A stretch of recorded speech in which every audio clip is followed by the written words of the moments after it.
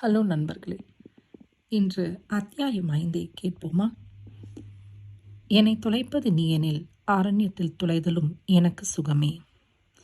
அந்த நொடியில் அந்த நினைவு ஏன் வந்தது? புயல் போல வந்து சென்றவன் எவனோ பூனாவிற்கு திரும்புவதற்கு முன்னால் அவளால் அவனை சந்திக்க முடியுமோ என்னவோ. அரண்யத்தின் அரசனைப் போல வந்து சென்றவன் சொல்லிவிட்டு போன வார்த்தைகளின் பொருள் தேடுவது நேர விரயம். அங்கே என்ன பண்ற? சாலையிலிருந்து ஆதவன் கை காட்டி அழைத்தான். நல்ல வேலை, அவன் போய்விட்டான் என்று ஆறுதலானால் பிரீத்தி. இல்லாவிட்டால் எவனோ ஒருவனிடம் உனக்கு என்ன பேச்சு என்று பாட்டு வாங்க வேண்டியிருக்கும். அவனை காற்றில் சந்தித்தால் என்று தெரிந்துவிட்டால் அவ்வளவுதான், பூனாவுக்கு போன் செய்து பறக்கும். ஆதவனின் முகம் சிறு சிறுவன் இருந்தது. அவன் அழகானவன், விசாகாவின் சிகப்பு நிறத்தை கொண்டிருப்பவன். அவன் மீது ஏன் அவளுக்கு ஆசை வரவில்லை? அவனது கோபத்திற்கான காரணமும் இதுதானே. பிரீத்தி சரிவிலிருந்து சாலைக்கு செல்ல மேட்டு பகுதியில் ஏறினாள். கை கொடுத்து அவளை சாலையில் ஏற்றிவிட கை நீட்டினான் ஆதவன். நாசுக்காக அவள் அதை தவிர்த்ததில் அவனது முகம் சிரித்துவிட்டது. அருகில் மெக்கானிக் இருக்கிறான் என்ற நினைவில் பல்லை கடித்தான். அவனது கோபத்தை கவனிக்காததைப் போல பிரீத்தி தானாக சாலையில் ஏறிவிட்டாள். உன்னை இங்கத்தானே இருக்க சொன்னேன், காட்டு பக்கம் ஏன் போன? குற்றவாளி விசாரிப்பது போல அதட்டினான் ஆதவன். பிரீத்தியின் முகம் சிவந்து விட்டது. வேற்று மனிதனை அருகில் வைத்து கொண்டு ஆதவன் அவளை அதட்டிய தோணி அவளை பாதித்தது. ஜஸ்ட் அ வாக், முணுமுணுத்தாள். தனியா போகலாமா? ஆதவன் விடுவதாக இல்லை. அவன் நீட்டிய கையை இறுக்கி பிடிக்காத குற்றத்திற்காக அவளை தாளித்து கூட்டுவதிலேயே குறியாக இருந்தான். ஐயய்ய, என்ன சார் நீங்க? வால்பாறை பக்கம் வரவங்க அட்டக்கட்டி காட்டோட அழகை ரசிக்காம இருப்பாங்களா? வெளியூர்ல இருந்து வந்திருக்கிற விருந்தாளி நம்ம ஊர் காட்டை சுற்றி பார்க்க ஆசைப்பட்டா அதை ஒரு குத்தம் கூட பேசிக்கிட்டு இருக்கீங்களே. அம்மனிக்கு நம்ம பக்க காடுகளை சுற்றி காட்டுவீங்களா? அதை விட்டுட்டு கோவப்படுறீங்க. மெக்கானிக் பறிந்து கொண்டு வந்தான். கொடுமை. பிரீத்திக்கு தலையில் அடித்து கொள்ளலாம் போல இருந்தது. அப்பா சொன்னாருன்னு இங்கே வந்தது. வழியிலேயே ஒரு நல்ல பரிசு கிடைக்குது. அவரோட தங்கை மகன் காய்ச்சுகிற காய்ச்சலுக்கு மெக்கானிக் எல்லாம் சப்போர்ட்டுக்கு வரான். காட்டை சுற்றி காட்டுறதா? ஆதவன் முகம் சொல்லித்தான். அந்தானே இவனை ரசனை கெட்டவன். தேயிலை தோட்டத்தோட பசுமையில் வாழறதை விட்டுவிட்டு ஐடி கம்பெனியை கட்டிக்கிட்டு அழப்போகிறவன். இவனுக்கு வனத்தோட அருமையை பற்றி என்ன தெரியும்? ஆரணத்தின் அழகை தெரிந்தவனை நினைத்து பார்த்தால் சுகமாக இருந்தது. அவனை பார்க்க வேண்டும் போல ஏக்கம் மனதில் எழுந்தது. மாமன் மகள் மனதில் எழுந்துள்ள மயக்கம் பற்றி அறியாமல் காட்டை பற்றி வழக்கடித்து கொண்டிருந்தான் ஆதவன். இந்த காட்டில் இருந்து தப்பிச்சு ஓடுறதுக்கு நாள் குறிச்சிக்கிட்டு இருக்கேன். நீ என்னடானா இவளுக்கு காட்டை சுற்றி காட்ட சொல்கிற? மனுஷன் போவானா அந்த பக்கம்? செடியும் கொடியும் அருவியும் ஆறுமா நச நசன்னு இருக்கும். சிட்டி லைஃப்பில் இருந்தவங்களுக்கு காடுனா ரொம்ப கஷ்டம். உன் ஃபீஸ் என்னன்னு சொல்லி வாங்கிக்கிட்டு போய்கிட்டே இரு. தேவையில்லாமல் பேசாத. எனக்கு காடுன்னா ரொம்ப இஷ்டம். பிரீத்தி காரில் ஏறி சாய்ந்து ஜன்னல் கண்ணாடிக்கு அப்பால் தெரிந்த வனப்பகுதியில் அவளது மனம் கவர்ந்த வனராஜன் இருக்கிறானா என்று பார்த்தாள். கார் நகர்ந்தது. அவன் எதிர்பார்த்த மயக்கத்தை பிரீத்தி பிரதிபலிக்காத கோபத்தில் வேகம் கூட்டி பறந்தான் ஆதவன். அவனது ஹீரோயிசம் காட்டுகிறானாம். பிரீத்தி பயப்பட வேண்டுமாம். போடா என்று ஜன்னல் கண்ணாடியின் மீது சாய்ந்து கொண்டாள் பிரீத்தி. இவன் காட்டுறது ஹீரோயிசமாம். ஹீரோவோட ரேஞ்சே வேறடா. மரத்தின் மீது தோரணையாக ஒரு காலை மடித்து ஊன்றி சாய்ந்து நின்றிருந்தவனின் கம்பீரம் நினைவுக்கு வந்தது. அவன் அல்லவா ரியல் ஹீரோ. மலைப்பாதையில் கார் ஏறியது. துளைவில் தெரிந்த வெள்ளை மாளிகையை அவை வேடிக்கை பார்த்தாள். பச்சை பசையிலென்று மரங்களுக்கு நடுவில் வெண்ணிற கடைசலாக தெரிந்த அந்த மாளிகை பார்ப்பதற்கு வெகு அழகாக இருந்தது. அரச வம்சத்தினரின் அரண்மனையைப் போல அது செருக்குடன் நின்றதில் பிரீத்தி ஆவலுடன் ஆதவனுக்கு அதை காட்டினாள். வாவ், மலை மேலே அரண்மனையா? ராஜாக்களோட மாளிகை போலவே இருக்குல்லாத்தான்.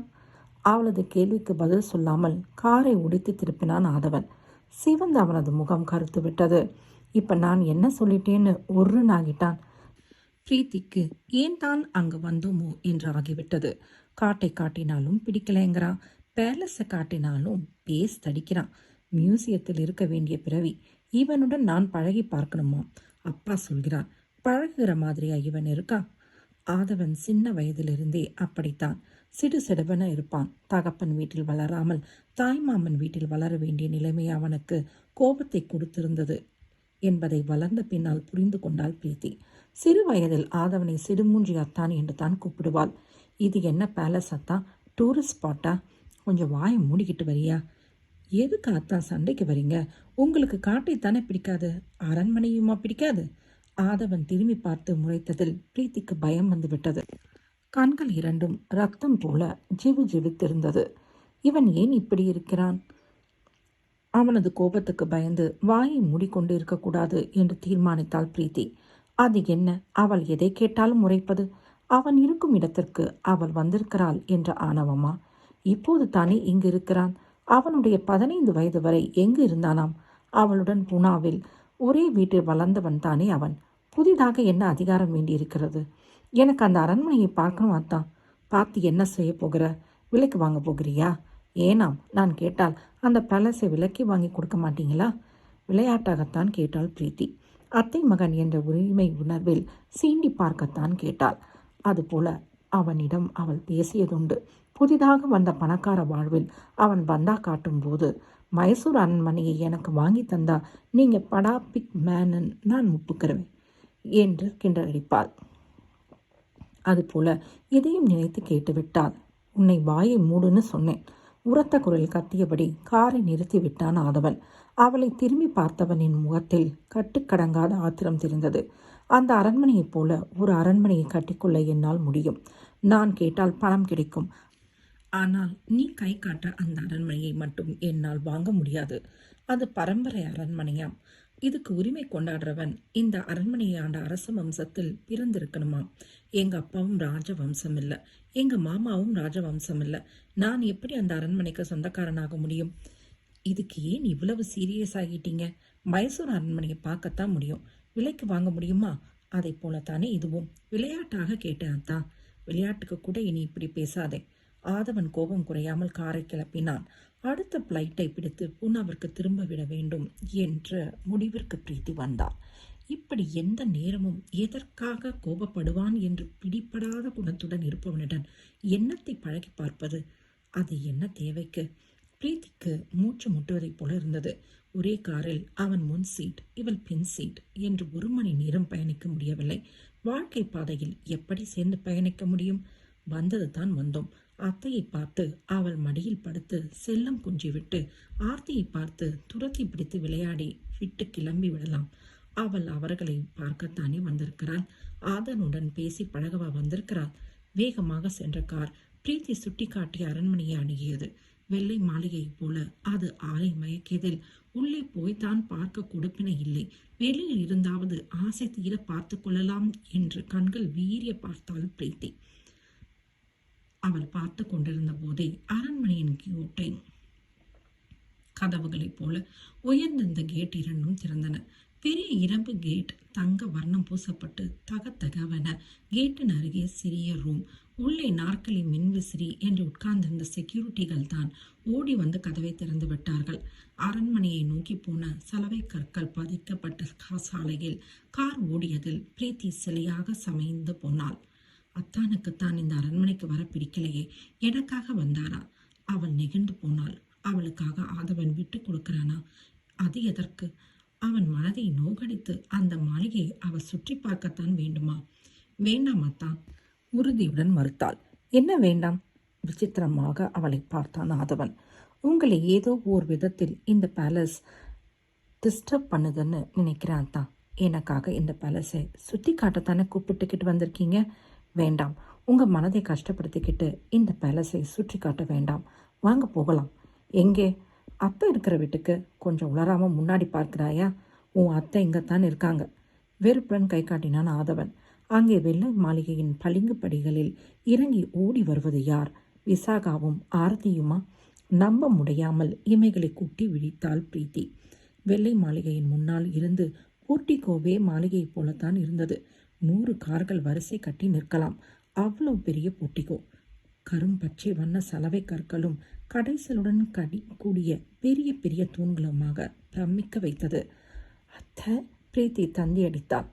நான் அப்போதே சொன்னேன் இல்ல, அண்ணனை ஏரோட்ராமுக்கு அனுப்பாதீங்க. இங்க வருவதற்குள் பிரீத்தியை அரள வச்சிருவான்னு. பாருங்க, இவ பேப்பேன்னு போய்ங்கிறா. ஏன் அண்ணா, இவளை என்ன சொல்லி மிரள வச்ச? ஆரத்தி இடுப்பில் கையை வைத்து ஆதவனிடம் சண்டைக்கு போனாள். உன் மாமன் மகள் அரளுகிறவாளா? நான் அலறாமல் உருப்படியாக வீடு வந்து சேர்ந்தேனேன்னு சந்தோஷப்படு. அங்கு வந்த வேலையாளிடம் கார் சாவியை விட்டு எறிந்துவிட்டு படிகளில் வேகமாக தாவி ஏறினான் ஆதவன். காரின் பின்சீட்டில் இருந்த பிரீத்தியின் பெட்டிகளை வேறு இரு வேலையாள்கள் தூக்கி கொண்டு போனார்கள். ஆச்சரியத்தில் வாய் பிளந்து விடாமல் இருக்க வெகுவாக பிரயத்தனப்பட்டாள் பிரீத்தி. பூனாவில் கங்காதரன் வசதியானவர்தான். சொந்த பங்களா, கார், வீட்டு வேலைக்கு வேலையாள்கள், அவருடைய டிபார்ட்மெண்டல் ஸ்டோர், ஆட்டோமொபைல் ஷாப், இதுதான் அவர்களது வாழ்க்கை. அந்த அரண்மனையின் போட்டிக்கோவில் பாதி அளவு கூட அவர்களின் வீடு இருக்காது. அத்தை இவ்வளவு பெரிய அரண்மனையில் ராஜ வாழ்வு வாழ்கிறாங்கன்னு ஏன் அப்பா என்னிடம் சொல்லல? பிரீத்தி எதுவும் புரியவில்லை. புதிர் போல இருந்தது. அந்த புதிருக்கே அயர்ந்து போய் நிற்கிறவளுக்கு அடுத்தடுத்த புதிர்களை வாழ்க்கை தரப்போகிறது என்பது அப்போது தெரியாது. இத்துடன் 5வது அத்தியாயம் முடிந்தது. அடுத்த அத்தியாயத்தை அடுத்த காணொளியில் கேட்கலாம் நண்பர்களே. நன்றி நண்பர்களே.